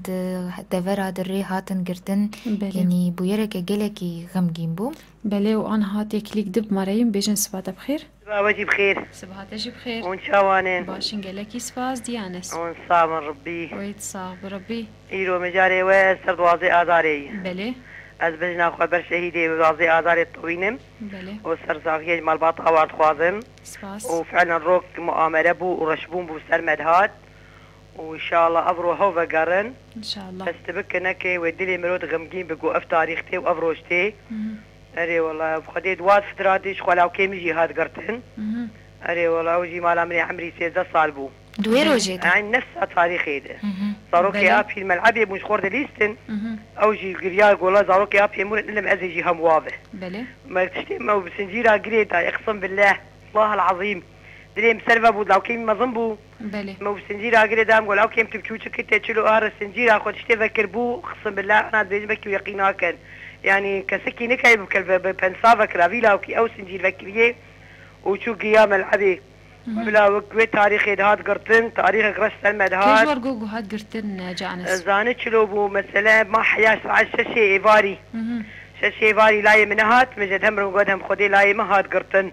أقرنا كشتي بتبرادة ببي هاتي قرطن براستي أم برادا قشا قريان أم نشتشفى قشا قريان ولا دو ولا معلم هلاني ولا قال لك قرتي تشيبونين هم قو خلاص مانياتو ند برادا داي بخدي قرتيه خدي ما هو نيف كبيتر ما تحب ساده وحساب وجيبي زاني بو يانا خدي شادر روجافر ما بن عذاب دو خسني دو زارو كيفچوك بله وجيبي ناسكر وقتك هاد قرتن جانس ناب خدي ملفر ناسك بيركبو على وقت افتراق وجاهات مالي قو يادي مكربون وخاني كيده اري قولا مكتن خاني كيادي قولا بقام شامت كتين قولا شيء سليمت كري وكأنا بريم داخو يعني كر وحيان يعني حاجتك وهابو ندش قون حاجتها خبكين يعني بلاوك يعني قال لك عذاب خوار وقال لك ظلم جي خوار عدايا وقال لك يبرد ونابشتاي حياة أنا جي هنا كأسري بهي براستي وقبل 8 يلو بتشوتك وأب عذاب خوار وخوار سيد صالي بوقتك هاد قلت عين سيد صالي وبركة إجمه زيدبه يعني هنا كتبوا باز داده بلي ولو كامل في تاريخ هاد قرطن وأب عنف وكت نافا لا يمد وحطارو جائيرو وجو إيرو فايرو بي جريلا سريتشيه لأنه أو في برخدانا هان برشعبي خداقو أم كرد بنزل ميدن أزنما قبول دكم بلي شلو هاد بردان جانس خدي ما تشو بردا أري والله شلو جياني حطاقو يبردا ما بيهيز جو جوال حسكين جفرد بن حسكيوا بلي والله وزيري حسكي قافا هات شان ندومه حرمال باطق بنافي اخوان نافي مختاري حاري بانكرين مختاري حالي عند دامك وواي والا وكي وجه الحسكي قرطيه ونفلان تاريخي فلان تاريخي هرن بلكي يعني فيش وبكن من زي ملي بردنجي والله بابي ناو ما في زاروكي ابي قشون وبخدي بيش فاكرين جو قافا ملاي خدي جو ملاي ما هيكلك ودركتيه ويعني لو جي جو تشتي ملاي خناص نكر والمهم جو الحمد لله ما صاغ بس والله جو ايه وزير جو تي خسوره مع عفو بك نزات شلو وقبي مؤامرات سلمى قش ابو نزات الحلا وحال دستي رجيم يبو رجيم افت السليمه كر وقبي درياب سليمه كر ومخاطر افروجي رش حرن وان شاء الله هو فقرن ان شاء الله اي والله وقدي لو كيم الحمد لله معاني وقدي تشتيقو نخشكت مرة نفسي بيرتشيبو وجالسين قاوين تيابات غير جتدي سرمي وشكي وجتدي تقولي ما قش عبيت ابو الخاني كي تشمنطو نا تشتك عرضي نفر تشتمني عرضي رادزان وشعبي ماشي قرتي دستي ما قرتي وقال كيماني يا دي حيان زاد شقاسي وعذابي الدان ما قو تركتها درفتنا قو تبخوار نكيتنا يعني عذابك مخوار حياتي بي بس بلي جا انس هجمارا كسي قو كبيرة ناس تقربش قيسة بير هن دويزن داني ده خدي قو يادي ام قلك ونا نشتغلي بلكي ام صدصدو بينجي دا صد حبشي هبون بس ما هبدو نديد قو تعاي ما قرتيبون بلي قو تعاي ما قرتيب ما هبدو ناسان سر دنقا ما هبدو تشتغلين واو لو كيم اريد توچك بو تمني بس ما شاء الله زيرك بو تيلا خو هبون بلي وبخوتي حتى روجا ايروجي وهبا لا يميرو برخوتاني دكت برولاتي خوتي ويعني ابو عقداك نفسي لا يمر حياه لا يمجمان رفيات شو يعني اب نقطه هان اساسي بوجير ديت وازنا ما ظلمي قبول دكم ام كرد بن دستي ظلمي ده ما تحملينا زي برافن يا ابني صفى نهايك بخدنا خبك المهم صفى نهاجي بيخوندن شو قدمها نجحي والله العظيم انا اشتغلت مكيت يقينك ابلا وكامتحاني خو قدمها لي سر امتحاني خدانيه از انسان كي تحبسي دبوم مساعدي مربكن والله العظيم خوندن داناني ابلا وكدوي شاغي صد وشلو شار اني صد وشلو شار اني والحمد لله انا وقبي مالي واموري ما ماشي بس عقداك نفسي بلا يمرشيبو يعني حتى رجا ايروجي رجع عذاب وعنفي وترصي راصدي بله وجادي البيجمز بجنا خو باش عيد دوازي ازاري الطوينم بقول لك سباس اشتر جانس الكيج مال باطا وات خوازم بيش بركا وتنا بله بيش بركا ما هي هجمارا كسن قرتي ايكو هاتن عرض كرن دادگاها لشكريدت محكمة عسكري دا اولو اددوا لباجار الشامي چند حبون 137 بون يان 138 يان 139 بون كسي دوازده ادار ايكو هاتن قرتن والله زبير بجادي دوباره بكبا 137 138 يان 139 بون ازبير قيس 137 حساب بون 137 اشتغل قسينم جانس السليمه قال لك سباس اشتري قال لك سباس اشتري جو باش داربون عتاج بوتيكليات مر يا وجيتكم سپاس خوش سرسلیم سرسرا و سرچعواد یا انست من نوا خیر و خوش یده گهدار هیوی اف ام من جیت کارن تکلیب مر بکن دریا هجمار آمده 429 566 ولی براستی سیوان ده مهنجب حسن سران گهدار کن دو میتی که خود کرد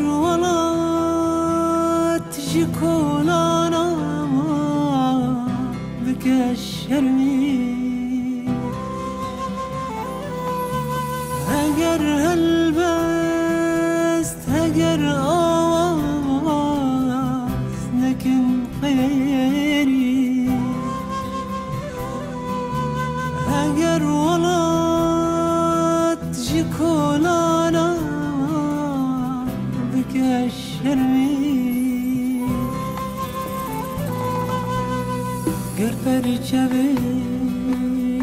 روژه لاتو روژاوای دلی غمگین و آخین بل دسینگی در خون آزادی عشیری و آخین بل دسینگی در خون آزادی عشیری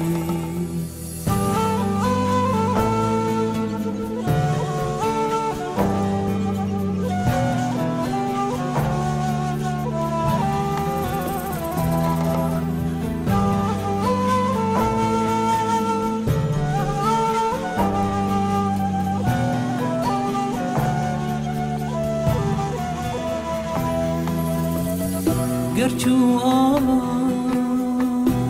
رواتی دسوزاده نما راستی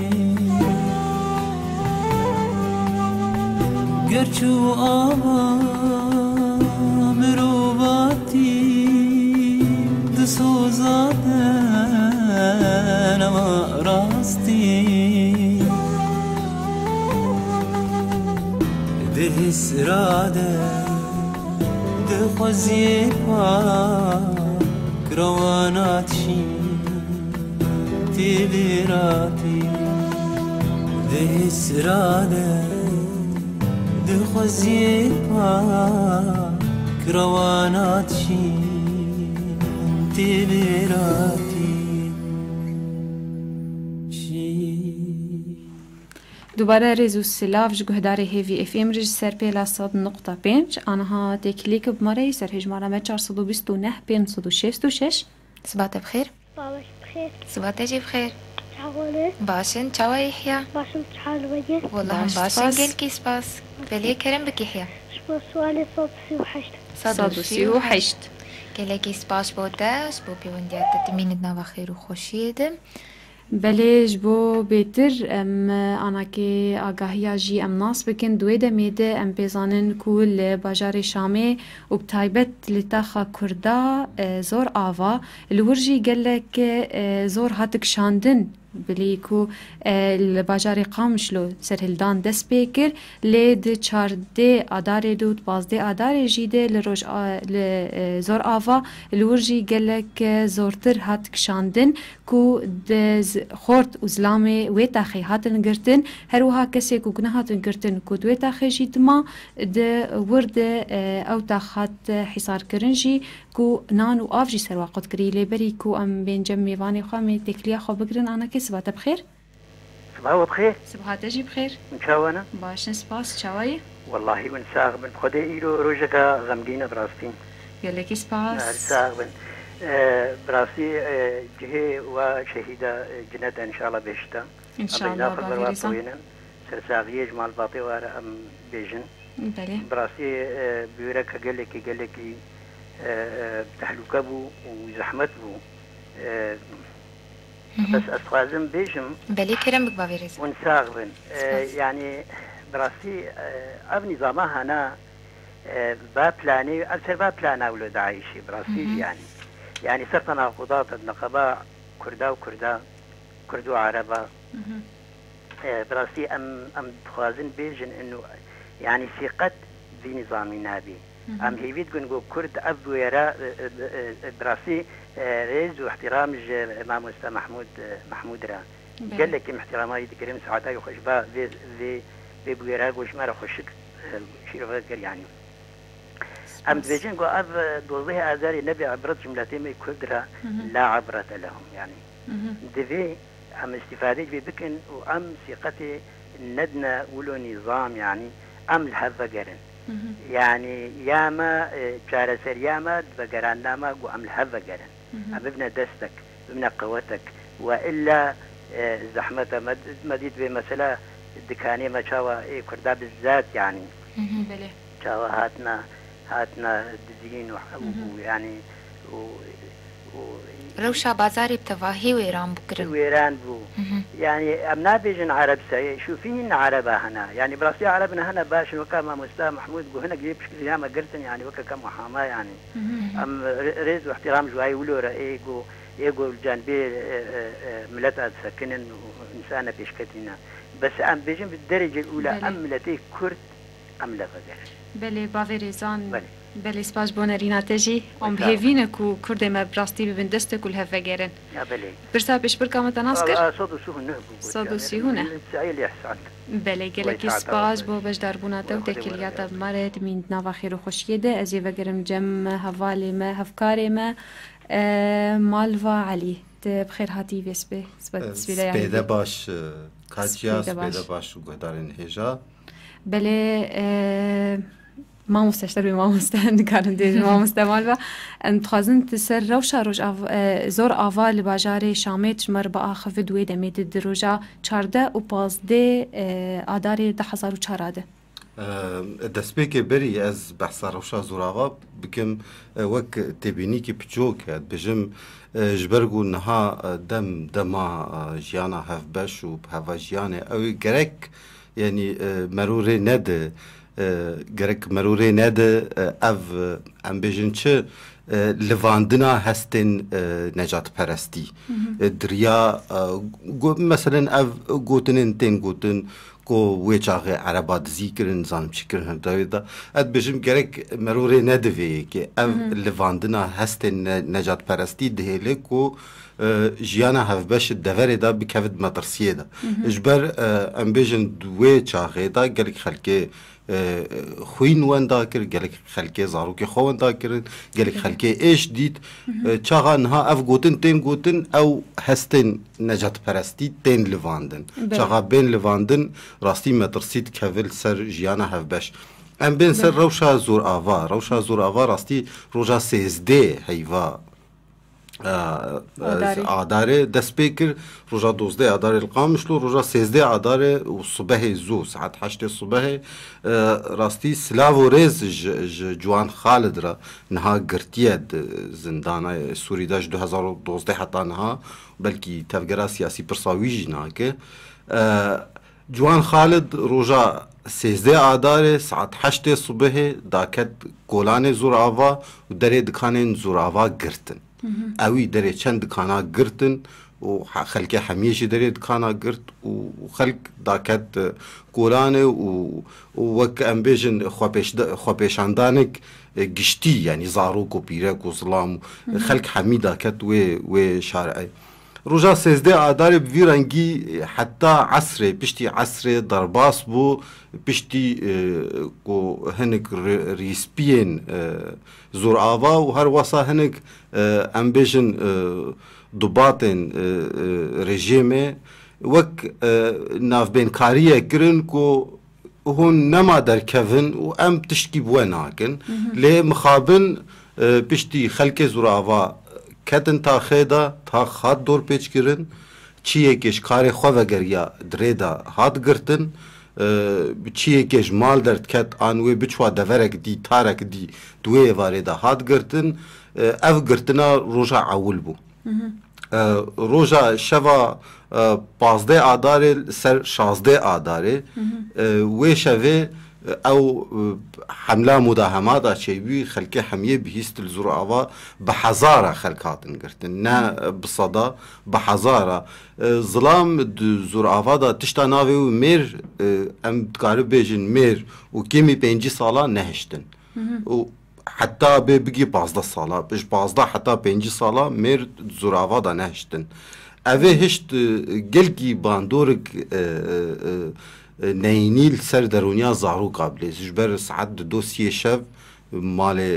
خلکه تو مداهمه بک و تو خلکه جه درخین او زارو وک دیناش یار بنو او براستی بلکی او باندوره کشاند حتی واصل نیزیک لسر گلک زارو کان بله دواری درونیت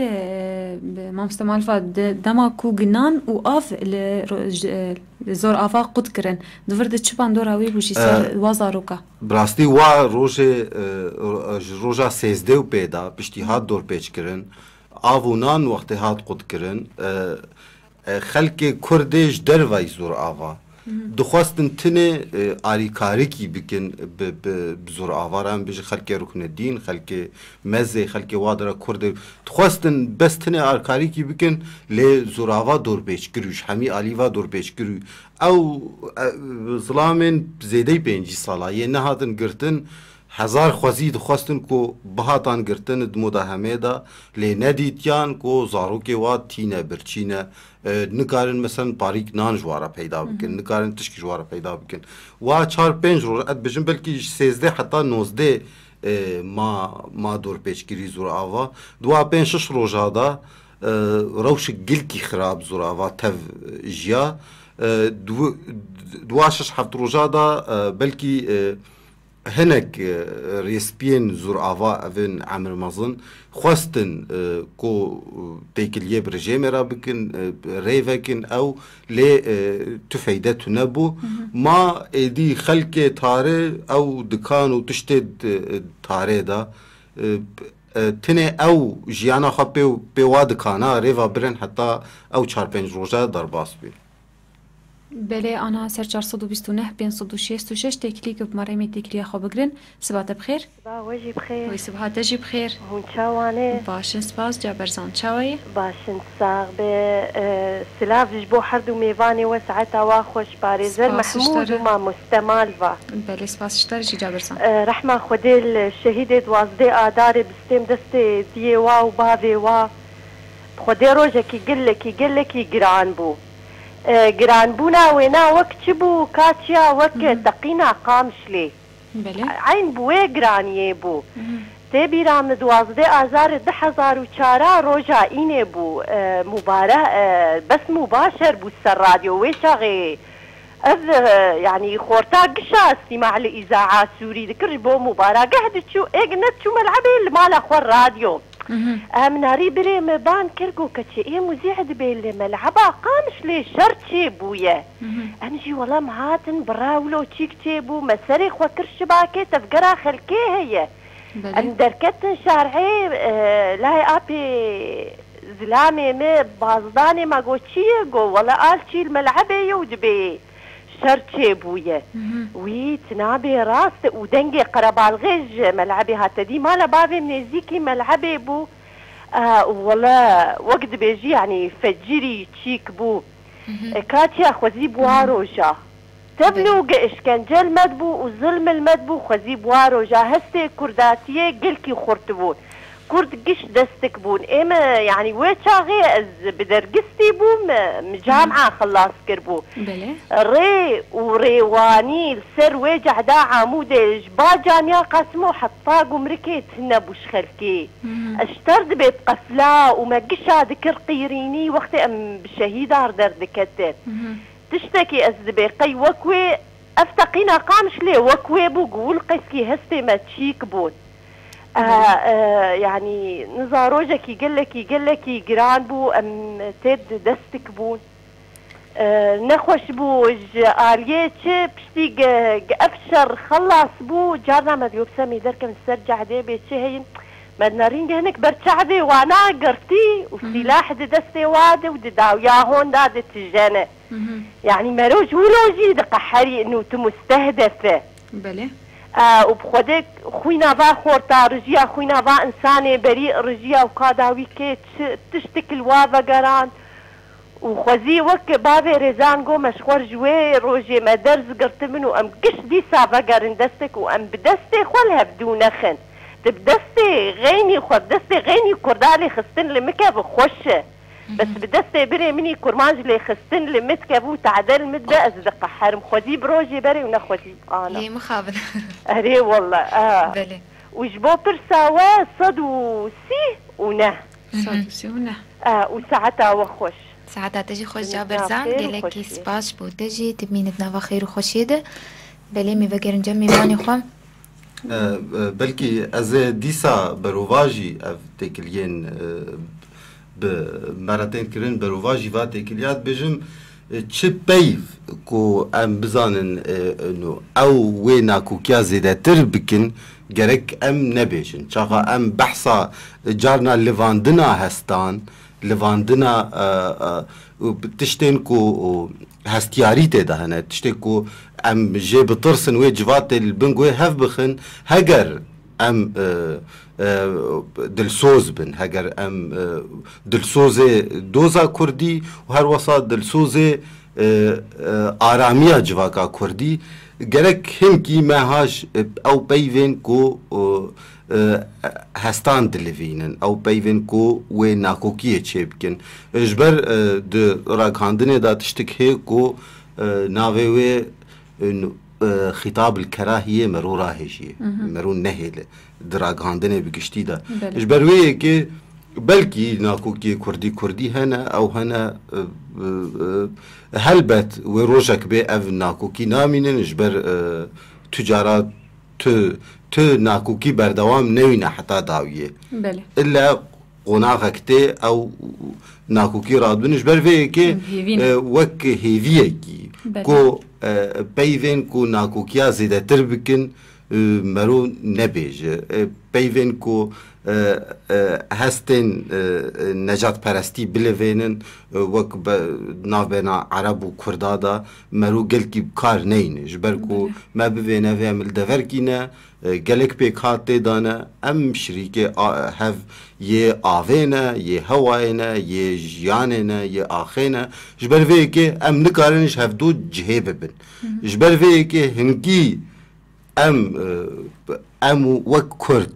em hevjiyanê bixwazin û em aramiyê bixwazin belkî baştir e ku ew livandina wa hestên necatperestî. Belê têkilîk dimere anha sibat bixêr? صباح بخير. Sibatê jî bixêr. شلونك؟ Başin spas çawê hêlîn. الحمد لله صافي وسلافن جمع مسترجي هنا. Ser çava. دستك دا از دجمع زار احمد سرجاني بكروانة بي وجهوا بمشتا رنجينا ان شاء الله. ان شاء الله. وافرج براستي سرما يعني وقوتي بعربي بأسا ما بينتسا وتميد لي مدنا ويعني نامرن. بلي. او جوكا مومك يعني تمي ناية تفاندن براستي وكما مستنها قوتي داخل يعني كرن ام بهيفينه قو اب هرچبون و ناكوكي جواناكي ام خلاص من براستي قو ببي داوي و هما يعني تالي ام ببنى يك يعني وجبي برساوة بلي صد وسيهونة مشتر بنفسينن گلکی سپاس بۆ تێکیلیاتە و پەیوەندیاتە بمەرە هێلین تبمینت ناوا خێر و خۆشیێدە بەلێ برێزمال فام دخوازن بێتر سەر ڕەوشە زۆر ئاوا بئاخەون دواری دەرونی دل سەرواژنە و سەروا زارۆکە دەماک و کە ئاف و نانل وا هات قوتکردن هەگەر ئەم بەحسا ژنên زۆر ئاوا بکن براستی ئەمێ بەحسا ژنا بەرخوادێر بکن ji ber belkî serê sedê şêst heftê ew serhildana zor ava dest pê kirin roja sêzdê adarê jinê bi tilîliyên jinên zor ava hat dest pê kirin ji ber ew genc û xort û kesên di kolanê da ne bi piştgirî û tilîliyên jinên zor ava ban wê birê neketiya ew serhildan wan rojê dîtir jî bi rastî jinên zor ava هێلشتن ku merû xweş ber wa bitawîne. Yani em karin bêjin ew dorpêçkirina ser zorava jinên zorava vekirin. Ne merû nikare bêje jinên zorava vekirin lê di roja sêzdê da roja serhildanê da şirîkê yekem bûn di serhildanê da jinên zorava û ji bilî wê yekê wa çar pênc rojê dorpêşkirinê da karîn خودی ل خود درکبن خودی ل سرهلدانه درکبن خوکم نکرن جنن زور آوا واروجه دور پیشکرینه دا چاخا مرود تکلی بوارا دکر ام بجن من گلک جاراز روجه سه چار جارا جنبرا خورا اشتا تخلیم جبر هر دو بریم گرتی بون اسپیرا دشتغلی مدگو که چجوار لازمه دگو تنه نیزور آوا yani ser me ditirsiyan em evêj dervey zor ava awa digo çawabe em ê biqedîn tenê hûn zor ava hûn girtin ev bû hestê jina Kurd li zor ava ev bû berxwedêriya wê tenê dixwest کو مالا خو بپارێزە دوا چەند ڕۆژادا خەلکی خۆی یەش دەروا بپارێزە نەخەماوێ بۆ ئاونینن نانینن ئەف هەمین نەخەما ژنا زۆر ئاوا بوو ji ber ku ew hevkar bû şirîk bû hevpişkê serhildanê bû eger ne ji dilîliyê jina Kurd li Zorava ba belkî serhildan li wê dirê hevqasî nebihaciyê metirsiya rejêmê ji ber qasa ji Zorava tirsiyayî rejêm em bêjin ji xwendevanê zanîngehê netirsiya ji ber tarekî xwerre û hemî Kurd û bi yek dengî derketin kolanê. Belê birêzmala te got ku du birayê te hatin girtin de li Zorava bixwe gelo dema ku derketin çawa derketin û cêwana nas dikir dema ku hatin girtin yan na û çi rewşê derbas bûn. Ew xelkê Zorava roja girtina bi giştî roja mudahemata ew jî bi wê xelkê re hatin girtin roja 19 adarê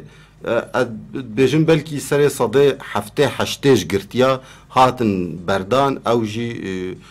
netîca birêkeftinekê di navbera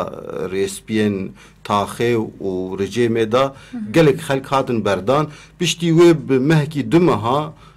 birêkeftinek dî çêbû beşek dî jî hatin berdan tinê 15 kes man 15 kes şandin dadgehê ew girtiye gava dî mamoste Mehmûd behsa wa kir tev çûn mehkema emin eskerî ev her 15 Zorava çûn mehkema emin dewlê ev her 15 çûn mehkema emin dewlê lê wek dî piraniya wa di roja 19 mehê û 20 mehê da hatin berdan ew jî xistin basa da anîn taxê vala kirin hewçwek tu têkiliyê bi ajala re bike bi wî rengî girtin bi wî rengî jî berdan. Yani di hindirê zindanê de jî têkiliya wa buwar ne di hindirê zindanê da tu têkilî kes re tune ji ber hemî birin ew em bêjin ciyê komkirina girtiya deverên nenas wa 4-5 roja kes nikarî têkiliyê buwar bike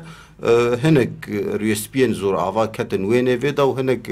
kesayetiyên Kurdên nêzik û rejêmê ew ketin di wê nêvê da heta hatin berdan.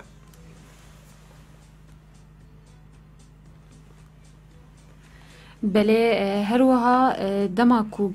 ew li bajarê Qamişlo serhildan dest pê kir di 12 adarê de lê gelek cihê ku Kurd neşteciyê wanî pirin ew jî serhildanek li wira kirin hewldanek dan ku piştgirtiya bajarê Qamişlo bikin û ev bû derîba wana ku dema ku Kurd rabin bibin destek û alîkariya hevdû bikin divê işkencekirin bibin yan jî diroyê wana dibisekinin ev jî zor ava bû.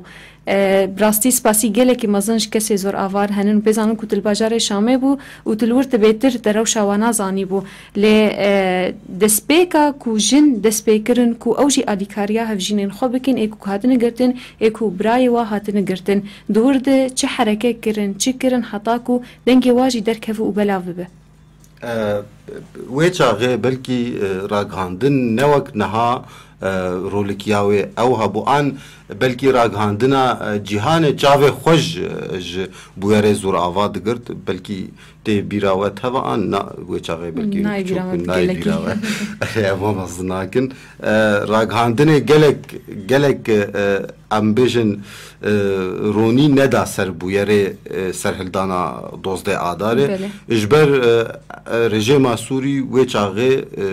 دکاری پرانیا راگاندنا عربی جی و هر وصا هنگ راگاندنا جهانی جی دکاری حمیز بکا آن بکره آن بچرن تنه هنگه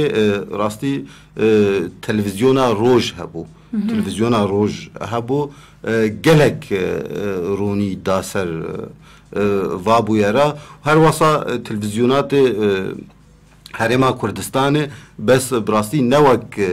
نوک تلویزیونا روج کو صبح تای وارا تنه کاری و شوپاندنا بویره 12 آداره بو کی هات گرتن کی هات بردان کی باجاری چی بو چه چوا بن بیکاری چه بن چوا خلق تی گرتن چوا مداهمات چه بن کی بریندار بو کی هات کشتن ام بیژن د پشتی بویران و پشتی 20 آداره وبشتي نوروزه خلق كرد شامه ايدي روشك دي جيان روشا ام بيجن صالا 2004 بگشتي ايدي دو كردا سرويس كي دا بكردي بهفرا باخفيان يك عرب كلاكا وادا خبرش وارد دا يك دي روشك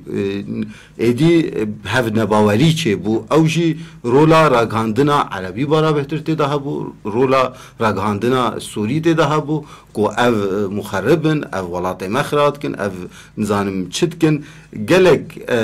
گوتنه راگاندنه ایدی دمجی جواکا شامی دا بلکی رونشتن کو اف حتی هیدی خلقه کاری و صورت سر و جواکه درخینه وقت خوار بلکی 2004 و 2005 جی هین او بهف نباوری هبو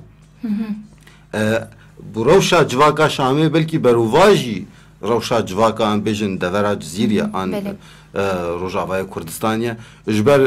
تول سر خاک کی نخاکاتی تو ناو جواکی دای نجواک تو اک میوان الدور کی و او کسی میوانداریا تد که تد هوان بارد که کو تو هاتو باشاره و خراب که براستی روش گل کی نخوش بو دو سال اول دا و پشترا هنکی کشاند ام بیجن باندور السر دزگهن راگاندنین ین کردی ین پچوک ین تانگ مثلا ام بیجن کووار هبون روشنامه هبون اف هبون باندور گلکی نینیل سر واحد کرنج بر ایدی چاپ کرناوا گلکی زحمت بو بلاف کرناوا زحمت بو نوک نرینا بری 2004 وی چاغیشی اف ام بیجن جواک ریخستنین جواکا سویل هبون بارا بهتر خلق شامه بون و ریخستنین جواکا سویل خواستن هنکی وی نرینه جواک راکن جواکا شامی راکن لی مخابن باندورا و گلکی محدودی نکارین وی نرینه راکن حتی 2011 شورش سوری دست بید گلکی سپاس اشتر برز مال و علی هفکاری ما ده رادیو هیوی اف ام ده گلکی سپاس بو بجداربون هاته و شیرو فکرن هاته لسر واره کود او جی سر هلدانا کول رو زور آوات چه بو پشتی 12 آدار الباجار قامشلو کو هولدان کسین کرد الویده کو پشگرتیا کرد قامشلو بگن او جی رابن تا کودنگی خواه بکیرین جین سراسر جهانی گلکی سپاس اشترش بو بجداربون هاته بماره سلام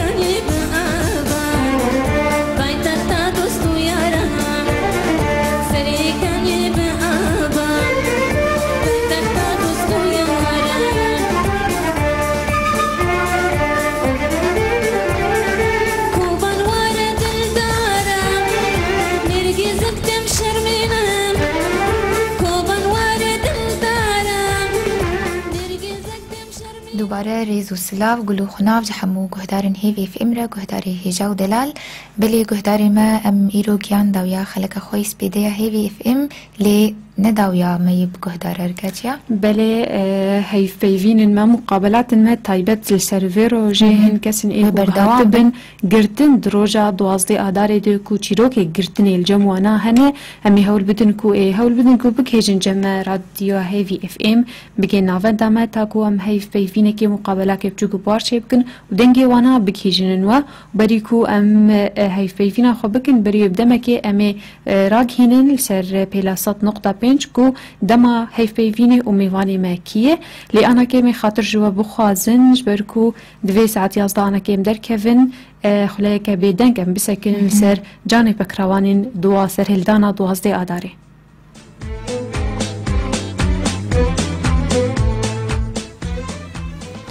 بله گهداری ما حتی سپیده کدین و ببینن دناو خیر و خوشیده امی دوی دمی دخاطری خوشو بخوازن لی امی الوفا گرن دمک کرد از وربوم سیوان خلیل و هفکارا من کاچی عثمان و سر کنترول هفکاری ما حسان و هردم بهیوی اف امره هم بهیوی نامین